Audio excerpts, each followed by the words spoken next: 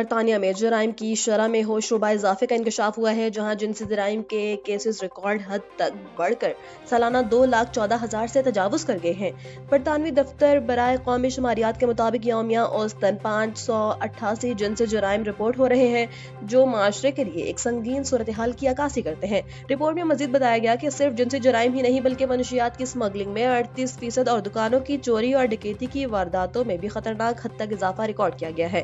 اعداد و شمار کے مطابق سال 2003 میں جنسی زیادتی کے واقعات کی تعداد 57,000 تھی، جو اب بڑھ کر 74,000 سے زائد ہو چکی ہے۔ ماہرین اس اضافے کو معاشی بدحالی اور سوشل میڈیا کے بڑھتے ہوئے اثرات سے جوڑ رہے ہیں۔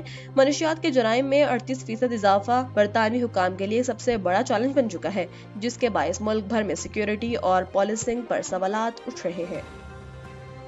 بلوچستان میں سیکیورٹی کی بدلتی ہوئی صورتحال اور کوئٹہ کے علاقے سریاب میں حالیہ CTD کارروائی کے تناظر میں کوئٹہ سے اندرون ملک ٹرین سروس کو فوری طور پر معطل کر دیا گیا ہے۔ ریلوے حکام نے جعفر ایکسپریس اور چمن ٹرین سمیت اہم سروسز روکنے کا فیصلہ ناگزیر وجوہات کی بنا پر کیا ہے، تاکہ مسافروں اور ریلوے املاک کے تحفظ کو یقینی بنایا جا سکے۔ کوئٹہ آنے والی جعفر ایکسپریس کو جیکب آباد میں روک کر وہیں سے واپس روانہ کرنے کی ہدایت کی گئی ہے۔ یہ فیصلہ سریاب میں 4 مبینہ دہشت گردوں کی ہلاکت اور علاقے میں ممکنہ رد عمل کے خدشے کے پیش نظر کیا گیا۔ مسافروں کو ٹکٹ کی واپسی یا متبادل انتظامات کے حوالے سے ریلوے اسٹیشنز پر الرٹ کر دیا گیا ہے۔ امریکی صدر ڈونلڈ ٹرمپ نے برطانیہ اور چین کے درمیان بڑھتے ہوئے تجارتی روابط پر سخت تحفظات کا اظہار کرتے ہوئے اسے برطانیہ کے لیے انتہائی خطرناک قرار دے دیا ہے۔ یہ بیان ایک ایسے وقت میں سامنے آیا جب برطانوی وزیر اعظم سر کیئر سٹارمر بیجنگ کے تاریخی موقع پر ہیں، جہاں دونوں ممالک کے درمیان اربوں پاؤنڈز کی سرمایہ کاری اور ویزا فری سفر جیسے بڑے معاہدے طے پائے ہیں۔ صدر ٹرمپ نے کینیڈا کو بھی چین کے ساتھ اقتصادی معاہدوں پر خبردار کیا ہے، جس سے مغربی اتحاد میں چین کے حوالے سے واضح نظریاتی تقسیم نظر آ رہی ہے۔ ڈاؤننگ اسٹریٹ نے صدر ٹرمپ کے بیان پر وضاحت دیتے ہوئے کہا کہ امریکہ کو اس دورے کے مقاصد سے پہلے ہی اعتماد میں لیا گیا تھا۔ وزیر اعظم کیئر سٹارمر نے صدر شی جن پنگ کے ساتھ ملاقاتوں کو نہایت مفید قرار دیتے ہوئے کہا کہ برطانیہ اپنی معیشت کی بہتری کے لیے مثبت تعلقات جاری رکھے گا۔ کوئٹہ کے علاقے سریاب میں محکمہ انسداد دہشت گردی نے ایک انٹیلیجنس بیس آپریشن کے دوران 4 مبینہ دہشت گردوں کو ہلاک کر دیا۔ ترجمان CTD کے مطابق کارروائی کے دوران دہشت گردوں اور سیکیورٹی فورسز کے درمیان شدید فائرنگ کا تبادلہ ہوا، جس کے بعد دہشت گردوں کے زیر استعمال کمپاؤنڈ کو مکمل طور پر کلیئر کر دیا گیا ہے۔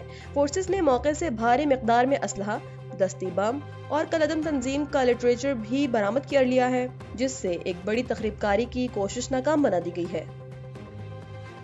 کراچی کے علاقے پاک کالونی پرانا گولی مار میں ایک نجی کلینک کے اندر فائرنگ کا افسوسناک واقعہ پیش آیا ہے، جہاں علاج کے لیے آئے ہوئے ایک شخص کو قتل کر دیا گیا ہے۔ پولیس کے مطابق مقتول کی شناخت عبدالرشید کے نام سے ہوئی ہے، جو حملے کے وقت کلینک میں ڈرپ لگوا رہا تھا۔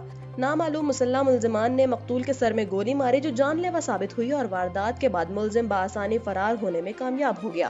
ابتدائی تحقیقات کے مطابق مقتول بڑا بورڈ کا رہائشی تھا اور بطور سوشل ورکر اور پراپرٹی ڈیلر کام کرتا تھا۔ پولیس واقعے کو ذاتی دشمنی کا شاخسانہ قرار دے رہی ہے۔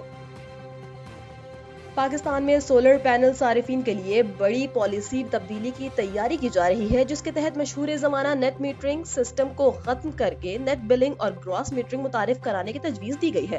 نیپرا کے مجوزہ ریگولیشن 2025 کے مطابق اب صارفین کو گرڈ کو دی گئی بجلی کے بدلے یونٹ کی رعایت نہیں ملے گی۔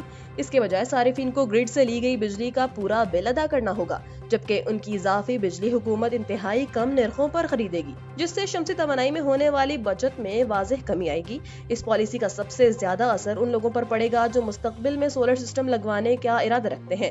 حکومت کا موقف ہے کہ اس سے ڈسکوز کی مالی خسارے میں کمی آئے گی، تاہم ماہرین کا خیال ہے کہ اس سے ملک میں گرین انرجی کی حوصلہ شکنی ہوگی اور لوگ مکمل طور پر گرڈ سے کٹ کر بیٹری سٹوریج کی طرف منتقل ہو سکتے ہیں۔